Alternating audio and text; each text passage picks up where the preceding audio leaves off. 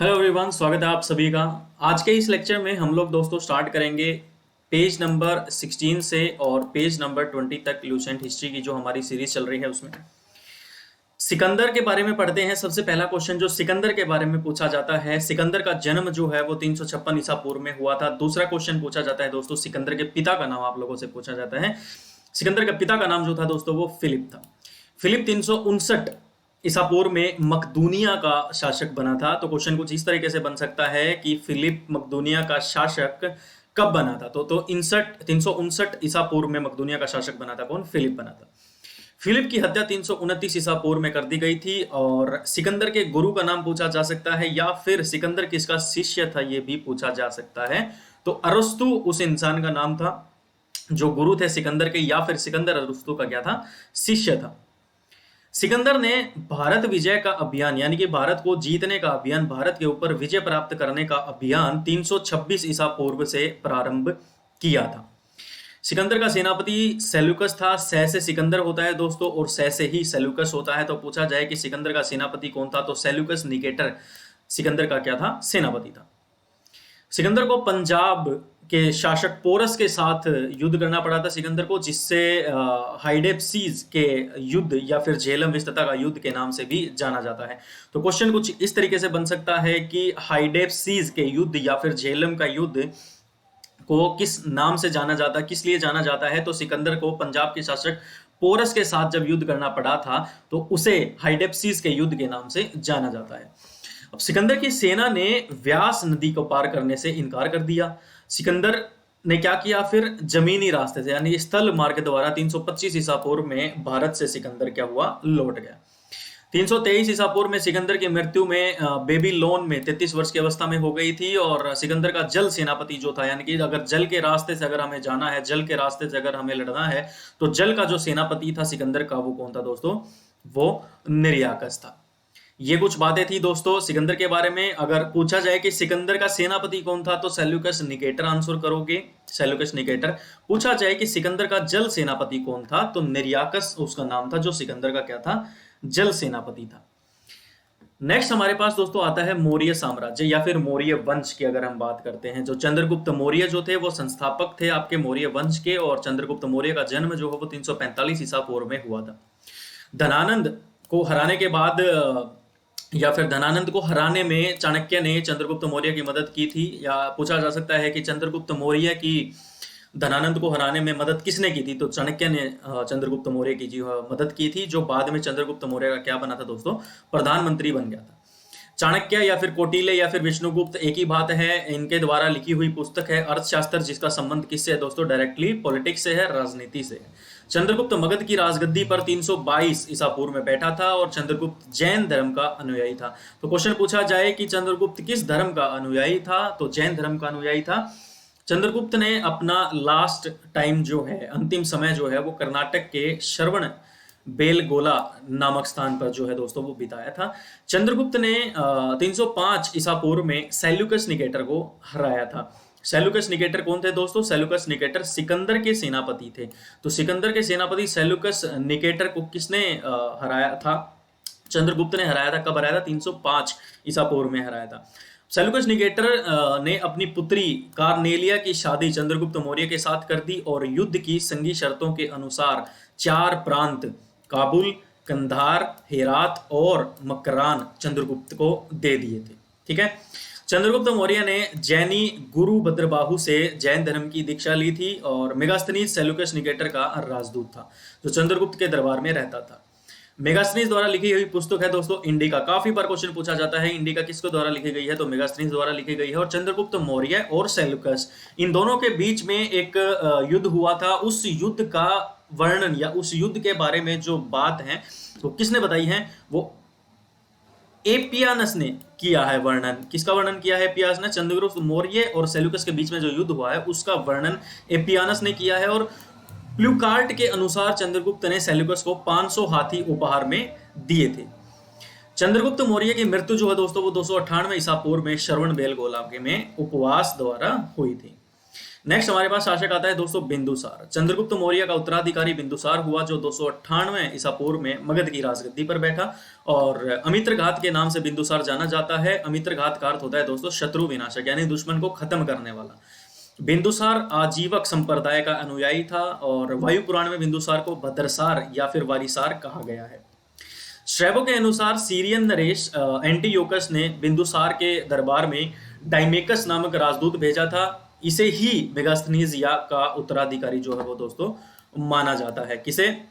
डाइमेकस नामक राजदूत भेजा था। स्ट्रैबो के अनुसार बताया जाता है कि सीरियन के जो राजा थे, सीरियन नरेश एंटीयोकस, उन्होंने बिंदुसार के दरबार में किसको भेजा था? डाइमेकस नामक राजदूत को भेजा था और उसे ही मेगास्थनीज का उत्तराधिकारी माना जाता है। जैन ग्रंथों में बिंदुसार को सिंहसेन कहा गया है। तो पूछा जाएगा किन ग्रंथों में बिंदुसार को सिंहसेन कहा गया है? तो जैन ग्रंथों में बिंदुसार को सिंहसेन कहा गया है। बिंदुसार के शासनकाल में तक्षशिला में हुए 2 विद्रोह का वर्णन है। इस विद्रोह को दबाने के लिए बिंदुसार ने पहले सुसीम को और बाद में अशोक को भेजा था। एथिनियस के अनुसार बिंदुसार ने सीरिया के शासक एंटीयोकस I से मदिरा, सूखे अंजीर एवं और एक दार्शनिक भेजने की प्रार्थना की थी। बौद्ध विद्वान तारानाथ ने बिंदुसार को 16 राज्यों का विजेता बताया है। पूछा जाएगा कि बिंदुसार को 16 राज्यों का विजेता किसने बताया है? तो बौद्ध के विद्वान है तारानाथ, उन्होंने बिंदुसार को 16 राज्यों का विजेता जो है वो बताया है दोस्तों। नेक्स्ट अगर हम बात करें अशोक, बिंदुसार का उत्तराधिकारी अशोक को माना गया है और महान हुआ, जो 269 ईसा पूर्व में मगध की राजगद्दी पर बैठा। राजगद्दी पर बैठने के टाइम पे अशोक जो है वो अवंती का राज्यपाल था। तो पूछा जाएगा अवंती का राज्यपाल कौन था राजगद्दी पर बैठने के टाइम पे? तो अशोक जो है वो अवंती का राज्यपाल था जब ये राजगद्दी पर बैठा था। मास्की और गुर्जरा अभिलेख में अशोक का नाम अशोक मिलता है। पुराणों में अशोक को अशोक वर्धन कहा गया है और अशोक ने अपने अभिषेक के 8वें वर्ष मतलब लगभग 261 ईसा पूर्व में इसने कलिंग पर आक्रमण किया और कलिंग की राजधानी जो थी उस टाइम पे वो तोसली थी। तोसली पर अधिकार कर लिया था किसने? अशोक ने। पूछा जाए तो अशोक ने अपने अभिषेक के 8वें वर्ष लगभग 261 ईसा पूर्व में कलिंग पर आक्रमण किया इसने और कलिंग की राजधानी उस टाइम पे क्या थी दोस्तों? तोसली थी। उस पर इसने अपना अधिकार कर लिया। प्लिनी का कहना है कि मिस्र का राजा फिलाडेल्फस टोलमी सेकंड ने पाटलिपुत्र में डियानिसियस नामक एक राजदूत भेजा था। किसके दरबार में भेजा था? अशोक के दरबार में भेजा था। उपगुप्त नाम का बौद्ध भिक्षु ने अशोक को बौद्ध धर्म की दीक्षा दी थी। पूछा जाए कि अशोक को बौद्ध धर्म की दीक्षा किसने दी थी? तो उपगुप्त नामक बौद्ध भिक्षु ने। अशोक ने आजीविकों को रहने के लिए बराबर की पहाड़ियों में 4 गुफाओं का निर्माण करवाया, जिनका नाम था कर्ज, चौपार, सुदामा और विश्व झोपड़ी। नोट करने की बात है कि अशोक के पौत्र यानी कि अशोक का पोता, अशोक के पुत्र का पुत्र, अशोक के पुत्र दशरथ ने आजीविकों को नागार्जुन गुफा प्रदान की थी। अशोक की माता का नाम जो है दोस्तों वो सुभद्रांगी था। अशोक ने बौद्ध धर्म के प्रचार के लिए अपने पुत्र महेंद्र और पुत्री संघमित्रा को श्रीलंका भेजा था। पूछा जाए अशोक के पुत्र का नाम क्या था? तो दोस्तों महेंद्र था। अशोक की पुत्री का नाम क्या था? संघमित्रा था। दोनों को श्रीलंका भेजा गया था अशोक के द्वारा। किस चीज के लिए? बौद्ध धर्म के प्रचार प्रसार के लिए। भारत में शिलालेख का प्रचलन सबसे पहले अशोक ने ही किया था। अशोक के शिलालेखों में ब्राह्मी, ख्रोष्टी, ग्रीक और अरमाइक लिपि का प्रयोग हुआ है। ग्रीक एवं अरमाइक लिपि का अभिलेख अफगानिस्तान से मिला है। ख्रोष्टी लिपि का अभिलेख उत्तर पश्चिम पाकिस्तान से और शेष भारत से ब्राह्मी लिपि के अभिलेख हमें मिले हैं। अशोक के अभिलेखों को 3 भागों में बांटा जा सकता है। पहला शिलालेख, दूसरा स्तंभ लेख और तीसरा गुहालेख। अशोक के शिलालेख की जो खोज है वो 1750 ईसा पूर्व में पाद्रेटी फेंथेलर ने की थी और इनकी संख्या कितनी है दोस्तों? 14 है। और अशोक के अभिलेख पढ़ने सबसे पहली सफलता 1837 में जेम्स प्रिसेप को हुई थी। तो पूछा जाएगा कि अशोक के अभिलेख पढ़ने में सबसे पहली सफलता किसको मिली थी? तो जेम्स प्रिसेप को पहली सफलता मिली थी अशोक के अभिलेख पढ़ने में। और कब? 1837 में। तो ये अभिलेख हैं दोस्तों, इनको आपको पढ़ना है। पहला, दूसरा, तीसरा, चौथा, 4 अभिलेख इंपॉर्टेंट हैं और लास्ट से ये 4 अभिलेख आप लोगों को थोड़े से बस एक बार इनको नजर मार लेनी है। कुछ ज्यादा इनसे क्वेश्चन पूछा नहीं जाता है। अब अशोक के स्तंभ लेखों की संख्या जो है दोस्तों वो 7 है, जो सिर्फ और सिर्फ ब्राह्मी लिपि में जो है वो लिखे गए हैं और ये 6 अलग अलग स्थानों से प्राप्त हुआ है। प्रयाग स्तंभ लेख, दिल्ली टोपरा, दिल्ली मेरठ, रामपुरवा लोरिया अधिराज और लोरिया नंदनगढ़, इन जगहों से जो है ये स्तंभ लेख अशोक के प्राप्त हुए हैं हमें। और कौशाम्बी अभिलेख को और रानी का अभिलेख भी कहा जाता है। तो क्वेश्चन इस तरीके से पूछा जाएगा कि रानी का अभिलेख किस अभिलेख को कहा जाता है दोस्तों, तो कौशाम्बी अभिलेख को रानी का अभिलेख कहा जाता है। रुम्मीदेई जो है वो अशोक का सबसे छोटा स्तंभ लेख है दोस्तों। रुम्मीदेई पूछा जाए अशोक का सबसे छोटा स्तंभ लेख कौन सा है, तो रुम्मीदेई है। इसी में लुम्बिनी में धम्म यात्रा के दौरान अशोक के द्वारा भू राजस्व की दर घटा देने की घोषणा की गई थी। तो पूछा इस तरीके से भी जा सकता है कि लुम्बिनी में धम्म यात्रा के दौरान अशोक द्वारा भू राजस्व की दर घटा देने की घोषणा की गई थी किस स्तंभ लेख में, तो रुम्मीदेई स्तंभ लेख में। और अशोक का सबसे लंबा अभिलेख जो है वो 7वां अभिलेख है। पहला प्रत्यक्ष शिलालेख में यह घोषणा है कि सभी मनुष्य मेरे बच्चे हैं। और अशोक का शारकुना या कंदहार अभिलेख ग्रीक और अरमाइक भाषाओं में प्राप्त हुआ है। इसके बाद अशोक के समय मौर्य साम्राज्य में प्रांतों की संख्या 5 थी और प्रांतों को चक्र कहा जाता था। प्रांतों के जो प्रशासक थे उनको कुमार या फिर आर्यपुत्र या फिर राष्ट्रिक कहलाते थे। और प्रांतों का डिवीजन जो है, प्रांतों का विभाजन जो है वो विषय में किया गया था, जो विषयपति के अधीन होते थे। प्रशासन की जो सबसे छोटी इकाई थी उसको ग्राम बोला जाता था, गांव जिसको हम बोलते हैं। और उसका मुखिया जो है उसको ग्रामिक दोस्तों बोला जाता था। प्रशासकों में सबसे छोटा गोप था जो 10 गांवों का शासन संभालता था, यानी कि 10 गांव जिसके पास होते थे उसको गोप बोला जाता था। मेगास्थनीज के अनुसार नगर का प्रशासन 30 सदस्य का एक मंडल करता था जो 6 समितियों में डिवाइडेड था। और सभी के पास क्या थे, 5-5 जो है वो सदस्य होते थे। बिक्री कर यानी कि जो हम वस्तु बेच रहे हैं, बेचने के ऊपर कर के रूप में 10वां भाग एमआरपी का, मैक्सिमम रिटेल प्राइस का जो 10th पार्ट है, 10वां भाग जो है वो वसूला जाता था। और इसे जो इसे बचाता था उसको मृत्युदंड तक दिया जाता था। मेगास्थनीज के अनुसार एग्रोनोमाई मार्ग निर्माण अधिकारी था। एंड सैन्य विभाग का सबसे बड़ा अधिकारी सेनापति कहलाता था। और मेगास्थनीज के अनुसार मौर्य सेना का रख रखाव 5 सदस्यीय 6 समितियां करती थी। टोटल 30 सदस्य होते थे, 5-5 में डिवाइड होते थे।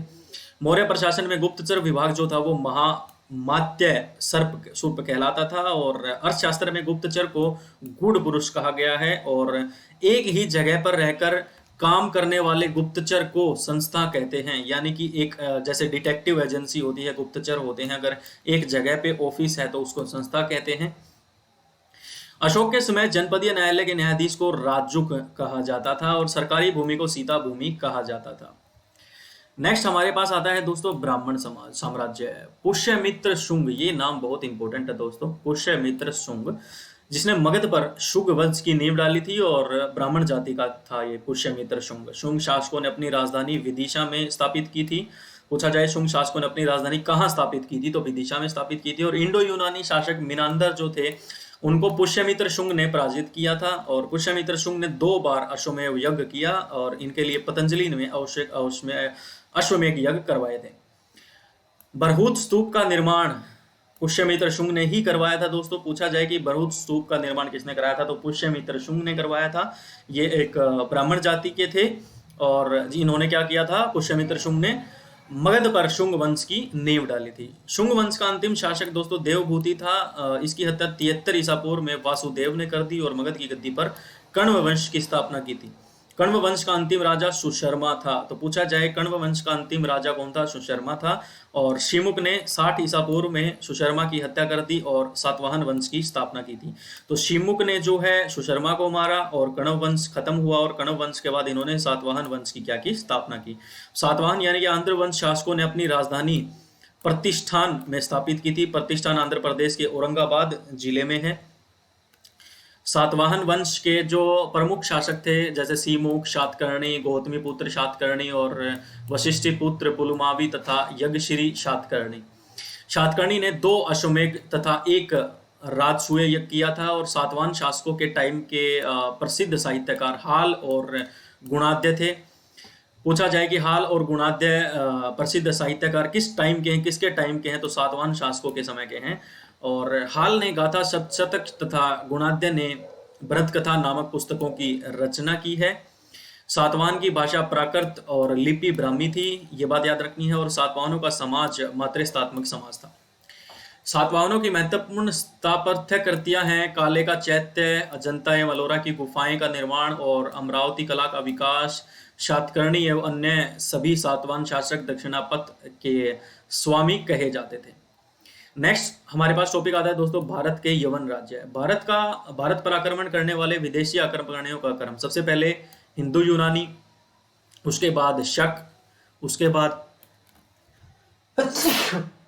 सॉरी हिंदू यूनानी सबसे पहले, उसके बाद शक, उसके बाद पहलव, उसके बाद कुषाण। अब सेल्यूकस के हिसाब से सेल्यूकस के द्वारा स्थापित जो वेस्ट यानी पश्चिमी और मिडल एशिया के बहुत बड़े साम्राज्य को इसके उत्तराधिकारी एंटियोकस प्रथम ने अक्षुण्य बनाए रखा था और एंटियोकस द्वितीय, एंटियोकस सेकंड के शासनकाल में विद्रोह के रिजल्टेंट फलस्वरूप उसके अनेक प्रांत स्वतंत्र हो गए थे। नेक्स्ट है भारत पर सबसे पहले आक्रमण बैक्टीरिया के शासक डेमिट्रियस ने किया था और इसने 190 ईसा पूर्व में भारत पर आक्रमण करके अफगानिस्तान, पंजाब और सिंध के बहुत बड़े भाग पर जो है वो कब्जा कर लिया था। इसने शाकल और अपनी राजधानी बनवाई, शाकल को अपनी राजधानी बनवाई और इसे ही हिंद यूनानी का बैक्टीरियाई यूनानी कहा गया।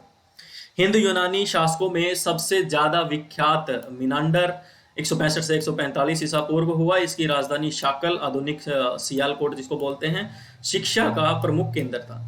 मिनांडर ने नागसेन यानी कि नागार्जुन से बौद्ध धर्म की दीक्षा ली थी। तो पूछा जाए कि मिनांडर ने बौद्ध धर्म की दीक्षा किससे ली, तो नागसेन यानी नागार्जुन से ली थी। और मिनांडर के क्वेश्चन और नागसेन द्वारा दिए गए आंसर, मिनांडर के प्रश्न और नागसेन द्वारा दिए गए आंसर एक पुस्तक के रूप में संग्रहित हैं जिसका नाम मिलिंद पन्हो अर्थात मिलिंद के प्रश्न या फिर मिलिंद प्रश्न है।